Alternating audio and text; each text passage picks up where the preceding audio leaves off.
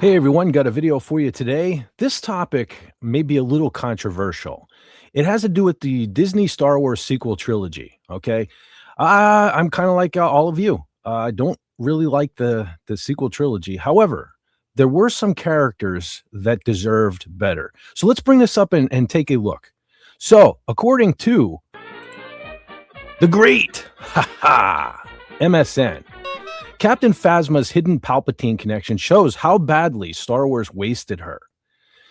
The Star Wars sequel trilogy may not have the most stellar reputation, but back when early character details for The Force Awakens were announced, excitement could hardly be higher.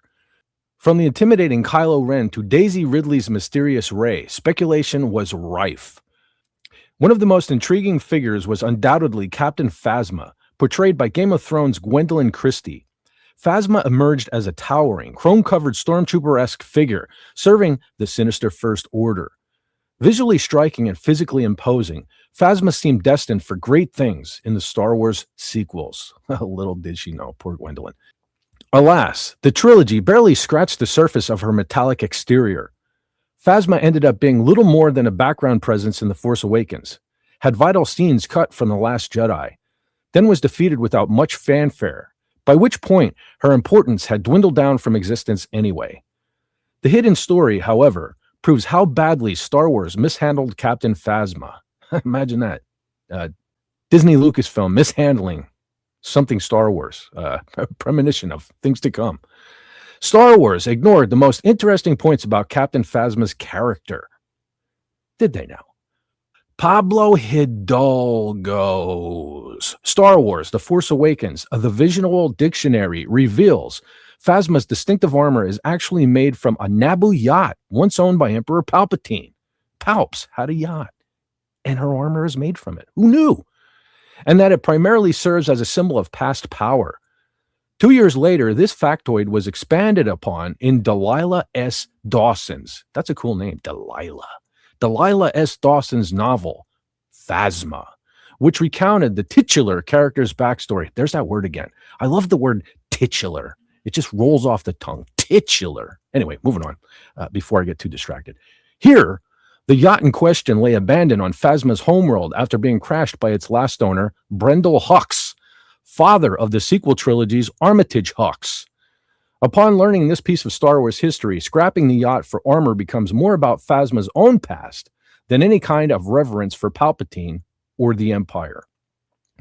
Regardless, these wider media revelations surrounding Captain Phasma's armor highlight just how badly Star Wars failed her. The armor's connection to Palpatine could have led in any number of compelling directions. Was Phasma a Palpatine worshiper? Was she secretly connected to his survival? Was the armor intended to symbolize the First Order forsaking past leaders, cannibalizing the Empire's history for a new era? It all sounds so good, but it ended up so bad. Instead, this fascinating aspect of Phasma's design became little more than a line in a tie-in book for The Force Awakens. The Phasma novel certainly pays off some of the ideas neglected by the movie, but again, the backstory between Captain Phasma and Armitage Hux only goes to show how much the Star Wars sequel trilogy failed to capitalize on the seeds of curiosity planted by the character's memorable first impression. It shouldn't be left to books to pay off intrigue created by a movie. No, it shouldn't. That's one of the problems, not to get sidelined here. That's one of the biggest problems with Disney, right?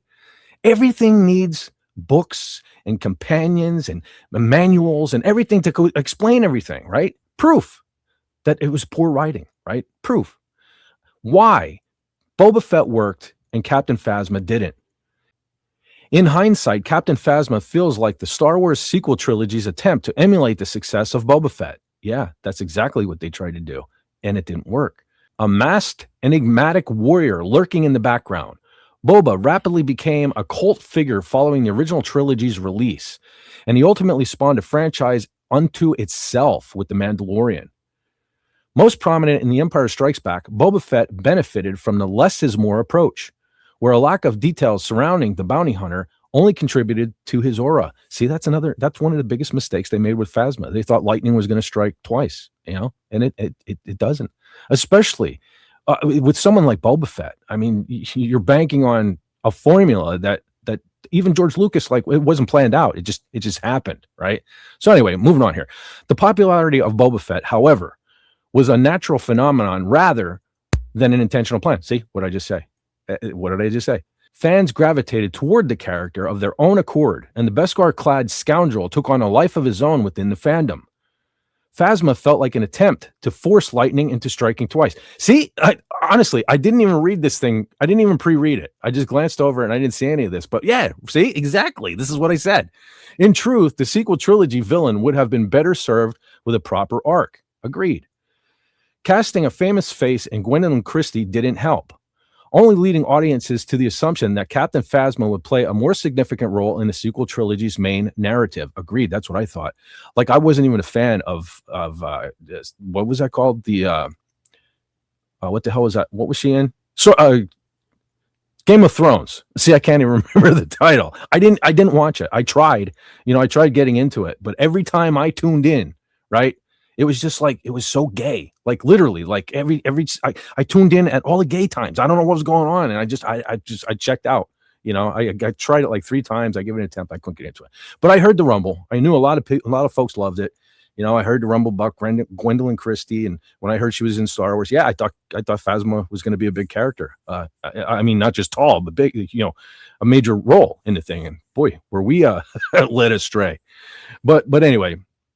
So the relative the relative anonymity of Boba Fett's original actor, on the other hand, fed into the mystery of this character. But why did it though? I mean, she's not Mandalorian. So I don't know. Why would you automatically assume she's going to be Boba Fett? I didn't. I thought she was just going to be a main character in what would become the First Order, right? Anyway, Boba Fett was physically portrayed in The Empire Strikes Back by the great, and I mean that honestly, the iconic Jeremy Bulloch, and voiced by Jason Wingreen originally, before it was overdubbed with the also awesome Timur Morrison. Anyway, in the world of Star Wars, there are always opportunities to revisit characters with untapped potential. Even Phasma's supposed death wouldn't be an obstacle to future solo series with Christie reprising her role. Yeah, nobody's really ever dead in Disney Star Wars, are they? Like, never. No.